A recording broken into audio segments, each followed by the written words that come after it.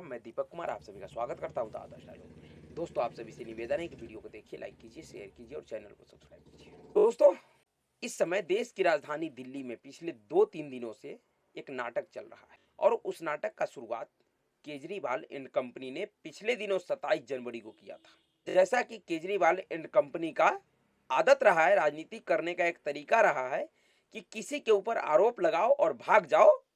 इस बार वह तरीका, वह फॉर्मूला केजरीवाल एंड कंपनी के ऊपर भारी पड़ गया है। इस बार केजरीवाल एंड कंपनी का उस फॉर्मूले में गर्दन फंस गया है, निकलना असंभव लग रहा है। लेकिन सबसे बड़ी बात यह है कि केजरीवाल ने अपने इस नाटक के माध्यम से जिस व्यक्ति को अगला शिकार बनाया है, उस व्यक्ति को भी नहीं समझ में आ रहा है कि कितनी आसानी के साथ केजरीवाल ने उसको निपटाने का रास्ता तैयार कर दिया। दरअसल सभी को पता है, देश का हर एक व्यक्ति जो अरविंद केजरीवाल एंड कंपनी को जानता है, उस सबको पता है कि अरविंद केजरीवाल का जेल जाना 100% तय है।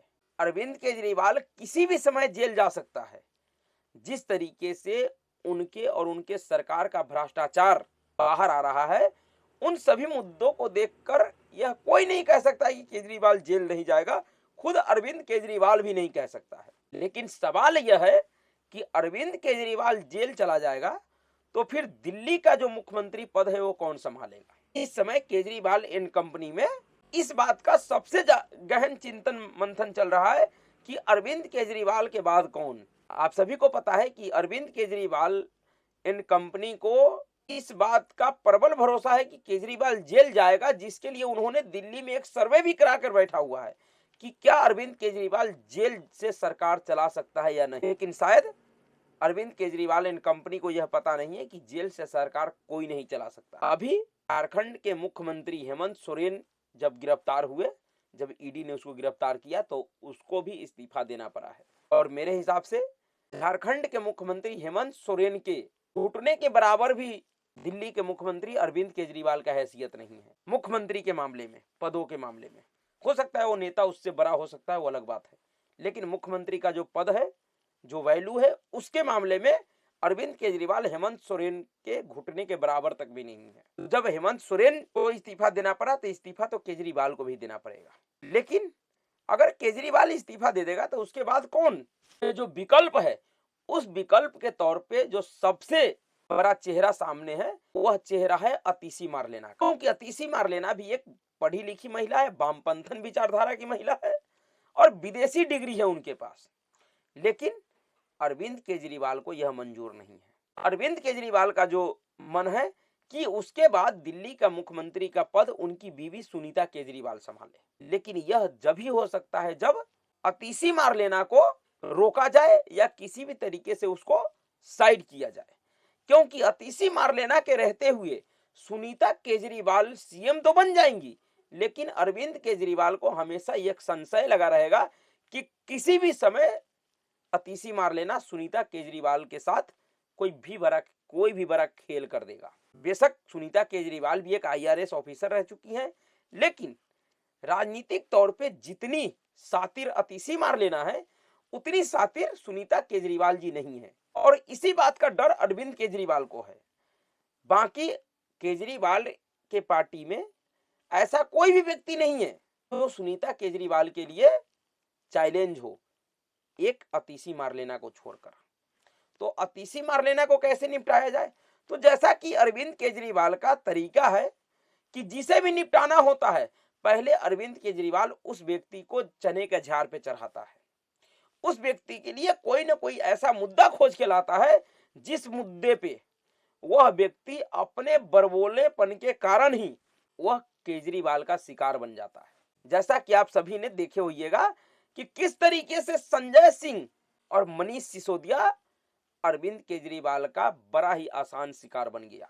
जिस तरीके से पिछले कई एक महीनों से ये दोनों नेता जेल में बंद है, उस आरोप में बंद है जिस आरोप को अरविंद केजरीवाल नकार रहा है। अरविंद केजरीवाल का कहना है कि दिल्ली में कोई शराब घोटाला हुआ ही नहीं है, लेकिन उसी शराब घोटाले में इनके दो नेता पिछले कई एक महीनों से, और दोनों ही वरिष्ठ नेता है, एक तो दिल्ली का उप मुख्यमंत्री, सह शिक्षा मंत्री और शराब मंत्री, मनीष सिसोदिया है और दूसरा इसके पार्टी का और राज्यसभा का सांसद संजय सिंह है। वो दोनों ही लोग जेल में बंद है उसी शराब घोटाले में। और जब उसी घोटाले के लिए पूछताछ अरविंद केजरीवाल से जांच एजेंसी करना चाहती है तो अरविंद केजरीवाल कहता है कि यह घोटाला ही झूठा है, यह आरोप ही झूठा है। यानी कि अपने दो नेताओं को जेल भेजकर तब ये कह रहा है कि वह घोटाला झूठा है। समझ जाइए अरविंद केजरीवाल कितने शातिर नेता है। तो इस बार अतीसी मारलेना को निपटाने के लिए अरविंद केजरीवाल अपनी पत्नी का सीएम पद सुरक्षित करने के लिए प्लान अतीसी पे काम कर रहा है। और अरविंद केजरीवाल ने ऐसा प्लान बनाया जिसके माध्यम से सबसे पहले अतीसी मारलेना जेल जाएगी, उसके बाद केजरीवाल का तो जेल जाना तय है। और अतीसी मारलेना को जेल जाते ही सुनीता केजरीवाल जी का सीएम पद बिल्कुल सुरक्षित हो जाएगा। फिर उनको किसी से कोई डर नहीं है, क्योंकि दूसरा कोई ऐसा नेता है ही नहीं जिसका कोई पहचान हो। इसी के लिए अरविंद केजरीवाल ने 27 जनवरी को एक पोस्ट करता है। पोस्ट क्या करता है कि भारतीय जनता पार्टी ने हमारे 21 विधायकों से संपर्क किया है हमारा पार्टी तोड़ने के लिए, जिसमें से 7 विधायकों को 25-25 करोड़ रुपए का लालच दिया है। यह एक गंभीर आरोप था। जिस तरीके से इस समय भारतीय जनता पार्टी दुनिया का सबसे बड़ा राजनीतिक दल है, उसके ऊपर इस तरीके का आरोप गंभीर है। लेकिन केजरीवाल एंड कंपनी का यह आदत भी रहा है कि पहले किसी के ऊपर भी आरोप लगा दो और भाग जाओ, और ज्यादा अगर कुछ हो तो फिर उनसे माफी मांग लो। केजरीवाल एंड गिरोह का यह काम पुराना है। जिस तरीके का आरोप अरविंद केजरीवाल ने इस बार लगाया है, इस तरीके का आरोप पहले भी लगा चुका है, और जिसको खुद उसी के पार्टी के उन नेताओं ने खंडित किया जिसके माध्यम से केजरीवाल ने इस तरीके का षड्यंत्र रचा था। किस तरीके से 2014 में भी अरविंद केजरीवाल ने इसी तरीके का षड्यंत्र किया था, और उस समय तो खुद प्रेस कॉन्फ्रेंस करके टीवी पर आकर कहा था कि भारतीय जनता पार्टी के वरिष्ठ नेताओं ने हमारे पार्टी विधायकों को फोन कर करके 20-20 करोड़ रुपए का ऑफर दे रहा है, लेकिन हमारे विधायक बिकाऊ नहीं है। तो इस तरीके का उनका धंधा रहा है। उसके बाद जब जब ये फंसे हैं इस तरीके के झूठ में, तो इन्होंने माफी मांग के उससे छुटकारा पाया है। चाहे अरुण जेटली हो, नितिन गडकरी हो, कपिल सिब्बल हो, उनका लड़का हो, या और भी कोई ऐसे नेता जिसके ऊपर केजरीवाल एंड गैंग ने आरोप लगाया, और जब उस व्यक्ति ने उस आरोप के खिलाफ इनके ऊपर कार्रवाई किया, कानूनी कार्रवाई, तो इस व्यक्ति ने उनसे बिना शर्त माफी मांग के अपना पीछा छुड़ा लिया है। लेकिन इस बार जो इन्होंने किया है यह इनके ऊपर भारी पड़ गया। और अरविंद केजरीवाल ने जो किया उससे 2 कदम आगे चलकर, क्योंकि अतीसी मारलेना को कहीं ना कहीं ऐसा लग गया है कि अरविंद केजरीवाल तो जेल जाएगा ही, ये तो पक्का है, फिर क्यों ना हम अपना नंबर बढ़ाने के लिए अपना चेहरा चमकाया जाए, अपने आप को मीडिया के नजरों में लाया जाए, मीडिया सेंटर में रखा जाए। इसलिए अपने बरबोलेपन के कारण, अपनी बरबोली सोच के कारण इन्होंने एक प्रेस कॉन्फ्रेंस उसी मुद्दे पे कर दिया, और प्रेस कॉन्फ्रेंस करके इन्होंने वही आरोप जो अरविंद केजरीवाल ने लगाया था, उसी आरोप को भारतीय जनता पार्टी के ऊपर लगा दिया। उन्होंने उस आरोप में क्या कहा था, पहले आप उनके उन आरोपों को सुनिए। की कोशिश कर चुकी। 2013 में जब आम आदमी पार्टी के 28 विधायक चुन के आए थे, तब भारतीय जनता पार्टी ने जी तोड़ कोशिश करी थी आम आदमी पार्टी के विधायकों को खरीदने। फिर से तकरीबन 1.5 साल पहले 2022 में ऑपरेशन लोटस के माध्यम से दिल्ली के विधायकों को 20-20 करोड़ रुपए का ऑफर देकर खरीदने की कोशिश की। आम आदमी पार्टी के 7 विधायकों को भारतीय जनता पार्टी ने संपर्क किया। उनको संपर्क करके कहा है, अरविंद केजरीवाल की गिरफ्तारी के बाद हम आम आदमी पार्टी के विधायकों को एक एक करके तोड़ेंगे। उन्होंने कहा कि हम आम आदमी पार्टी के 21 विधायकों के संपर्क में हैं। उन 21 विधायकों के माध्यम से हम दिल्ली की चुनी हुई सरकार को गिरा देंगे। हमारे पास एक ऐसे संपर्क की रिकॉर्डिंग उपलब्ध है। भारतीय जनता पार्टी ने हमारे इन 7 विधायकों को 25-25 करोड़ रुपए का ऑफर दिया आम आदमी पार्टी छोड़कर भारतीय जनता पार्टी ने आने का। अरविंद केजरीवाल जी को गिरफ्तार करने के बाद आम आदमी पार्टी के विधायकों को डरा के धमका के पैसे देके विधायकों को खरीद के दिल्ली की सरकार को गिराने की कोशिश करेंगे और दिल्ली में भारतीय जनता पार्टी की सरकार बनाएंगे। अगर अरविंद इनके इस आरोप के बाद दिल्ली बीजेपी के नेताओं ने दिल्ली पुलिस को जाकर शिकायत किया। उन्होंने कहा कि भाई यह जो आरोप है मेरे पार्टी के ऊपर लगाया गया है यह काफी गंभीर आरोप है और इन आरोपों की वजह से मेरे पार्टी का छवि खराब हो रहा है और मेरे शिकायत पे यह जांच किया जाए और इसमें इसका खुलासा किया जाए कि भारतीय जनता पार्टी का वह कौन नेता है जिन्होंने आम आदमी पार्टी के विधायकों को अप्रोच किया और उनको 25-25 करोड़ रुपए का ऑफर दिया। क्योंकि अगर ऑफर 25 करोड़ का है तो यह किसी छोटे मोटे नेताओं का काम नहीं है, यह बड़े नेताओं का काम है और इसका खुलासा होना चाहिए। नहीं तो इस तरीके का झूठे आरोप से हमारे पार्टी को छवि को नुकसान पहुंच रहा है। दिल्ली पुलिस ने उनके उस आरोप को दिल्ली क्राइम ब्रांच को दे दिया और दिल्ली क्राइम ब्रांच की टीम पिछले 2 दिनों से मुख्यमंत्री अरविंद केजरीवाल के घर पे और अतिशी मारलेना के घर पे दस्तक दे रही है इन लोगों को नोटिस देने के लिए। लेकिन ये दोनों ही लोग न जाने कहां गायब हो गए हैं, विलुप्त हो गए हैं। दिल्ली क्राइम ब्रांच के डर के मारे ये सभी के सभी गायब हो गए। मुख्यमंत्री अरविंद केजरीवाल के घर के बाहर क्राइम ब्रांच की टीम 5 घंटे तक इंतजार करती रही, लेकिन अरविंद केजरीवाल घर से बाहर नहीं निकले। वहीं कल अतिशी मारलेना के घर पे भी क्राइम ब्रांच की टीम 3 घंटे तक इंतजार किया।